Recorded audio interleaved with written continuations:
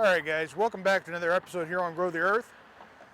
Today we've kind of got a different situation than you would normally see on my channel.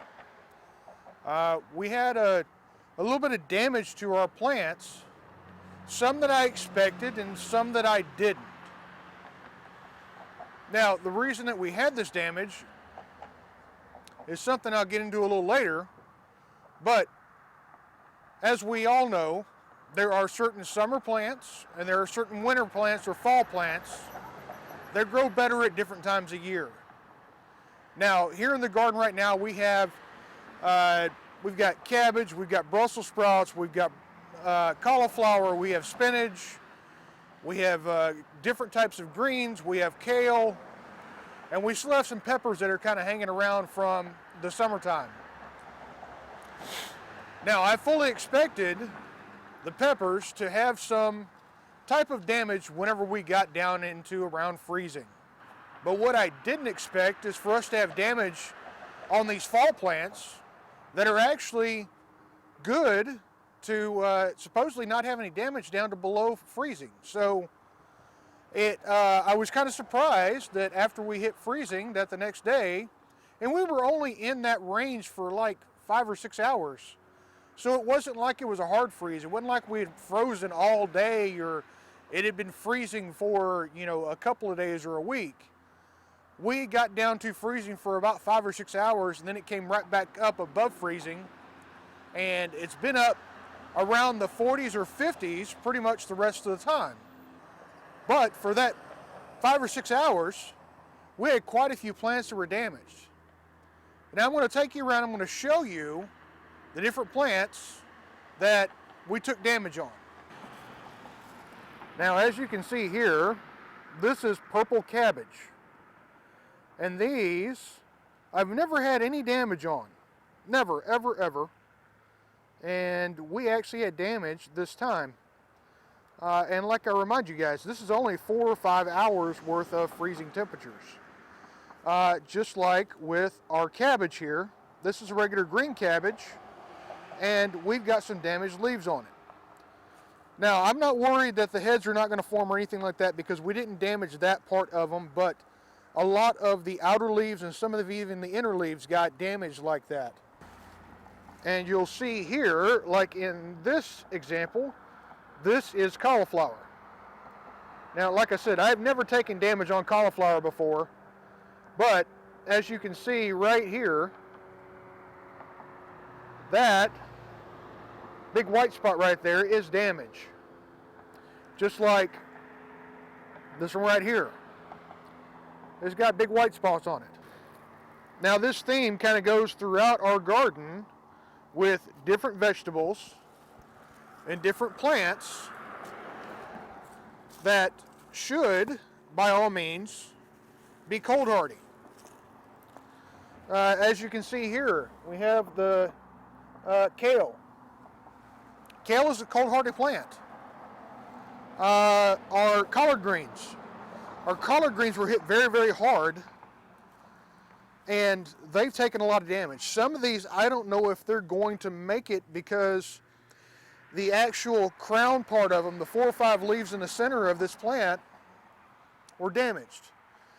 About the only thing that we really didn't take a lot of damage on was our lettuce. And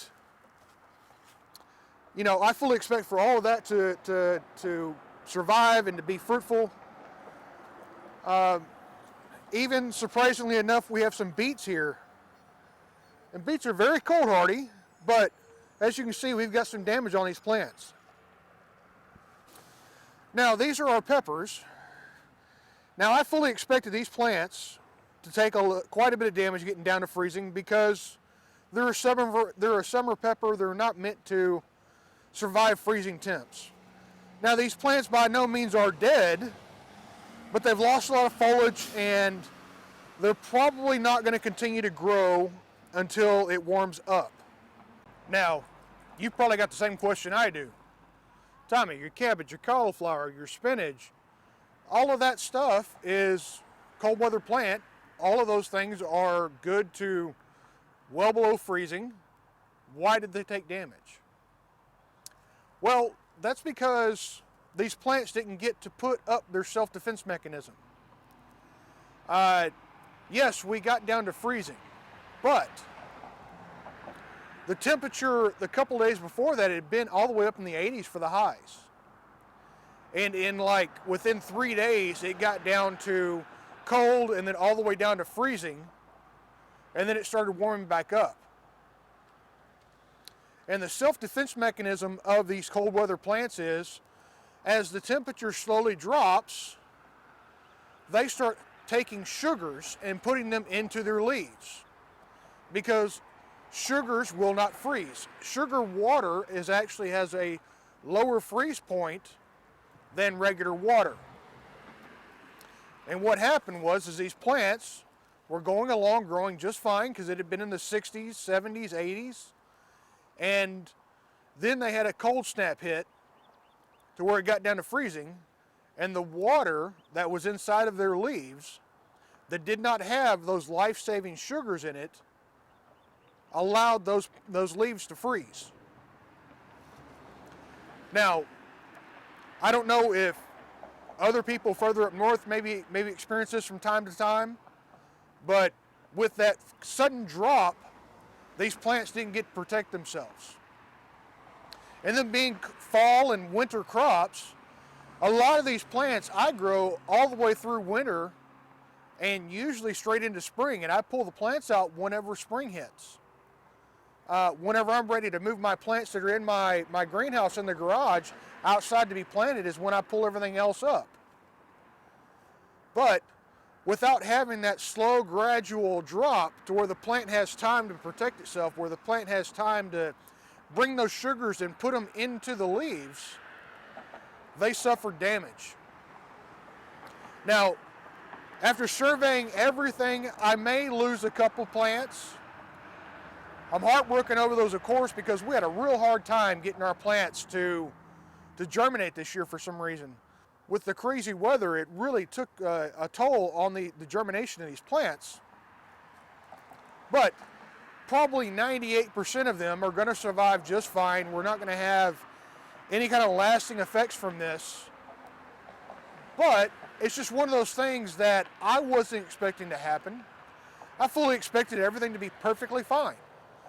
Well, less the peppers. I knew the peppers were going to take a hit and that those were probably going to be done for the rest of the season. But did not expect the rest of the stuff to take as hard a hit as it did. So guys, if you're having this, my suggestion would simply just be to let the plant go. If there is a leaf that is just completely dead, you know, like our pepper plants back there, they have actually shed a bunch of their leaves because they were just completely eaten up with frostbite. And they naturally shed those. But if you have a cabbage, if your cabbage got hit real hard and the leaf is just completely white or completely brown, go ahead and pull it off. Don't pull the plant. Just pull that leaf off. Trim what you got to trim, and then go about your day. It's not going to hurt anything. The same thing with your Brussels sprouts or your cauliflower.